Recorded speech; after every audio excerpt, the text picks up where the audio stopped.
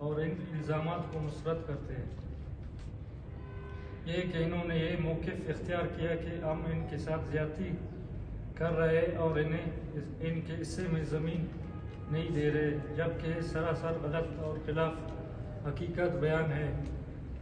ان باتوں میں کوئی سچائی نہیں۔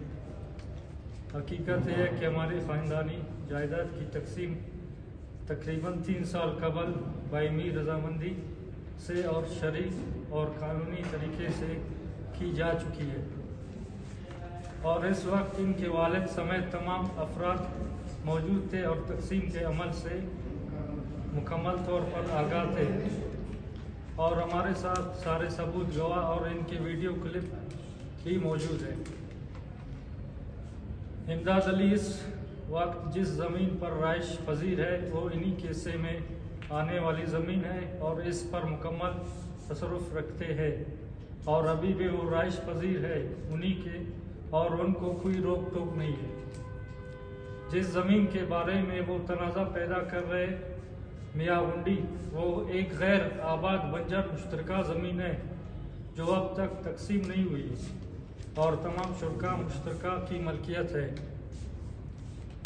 جس زمین اور تقریباً 3 سال قبل تمام فریقین کے درمیان اسٹامپ پیپر پر ایک تحریری معاہدہ کیا گیا تھا، جب بھی اس مشترکہ بنجر زمین کی تقسیم یا عہد بندی ہوگی تو اس پر آنے والے تمام اخراجات تمام شرکاء مساوی پر برداشت کریں گے۔ افسوس کی بات ہے کہ امداد اور غفور قربان اس معاہدے کے باوجود تقسیم کے اخراجات ادا کرنے سے انکار کر رہے ہیں، جس کی وجہ سے تقسیم کا عمل مکمل نہیں ہو سکا۔ یہ الزام بھی سراسر جھوٹا ہے کہ ہم نے امداد علی اور ان کے خاندان کو کسی قسم کی دھمکی دی ہے۔ نہ ہم نے کبھی دھمکی دی ہے اور نہ ایسا کوئی غیر قانونی غیر اخلاقی عمل کیا ہے۔ اس کے برعکس ہم نے ان کے ساتھ ہمیشہ تعاون کیا ہے، اور ہمارا گیس بجلی میٹر مشترکہ ہے۔ گیس پانی بجلی کے بلوں کی ادائیگی پچھلے 7 ماہ سے وہ نہیں کر رہے۔ ہمارے جائیداد کی تقسیم مکمل طور پر قانونی طریقے سے ہوا ہے۔ میرے ساتھ سارے ثبوت ہے، قانونی طریقے سے اسٹامپ پیپر 1 انچ اس کا لکھا ہوا ہے، اور ہمارے مفتی عالم دین مولوی ادریس صاحب نے بھی شرعی طریقے سے ان کا حصہ لکھا ہوا ہے، 1 انچ 1 ذرہ ان کا لکھا ہوا ہے۔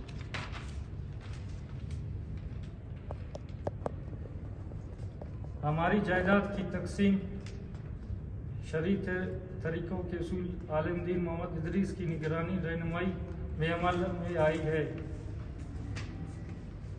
تقسیم جائیداد پورے عمل کی ویڈیو ریکارڈنگ بھی ہمارے پاس محفوظ ہے، جس میں امداد سمیت تینوں بھائی موجود ہیں۔ اس کے باوجود یہ تینوں بھائی ہمارے خاندان اور ہمیں بے عزت کر رہے ہیں، اور میرے دادا حاجی عبدالمجید کا نام خراب کر رہے ہیں، اور ہمارے پورے زہری قوم کو بے عزت کر رہے ہیں۔ یہ بے عزتی ہمیں برداشت نہیں، اس لیے ہم تینوں بھائیوں کو اپنے بھائی بندی سے نکال رہے ہیں۔ آج کے بعد ہم ان سے لا تعلقی کا اظہار کرتے ہیں۔ اس کے بعد اگر ان سے کوئی لین دین کیا تو اب وہ اپنا خود ذمہ دار ہوگا۔ ہمارے ہر خوشی و غم میں لا تعلق ہے، ہم ان سے لا تعلقی کا اظہار کرتے ہیں۔ لہذا عوام، میڈیا اور متعلقہ حکام سے گزارش کرتے ہیں یک طرفہ جھوٹے اور الزامات پر یقین نہ کریں، بلکہ حقائق کو مد نظر رکھتے ہوئے فیصلہ کریں۔ جو کہ میرے والد کی کزن محمد ہاشم محبوب اور ممتاز احمد کے خلاف جو انہوں نے بیان دی ہے وہ جھوٹ ہے۔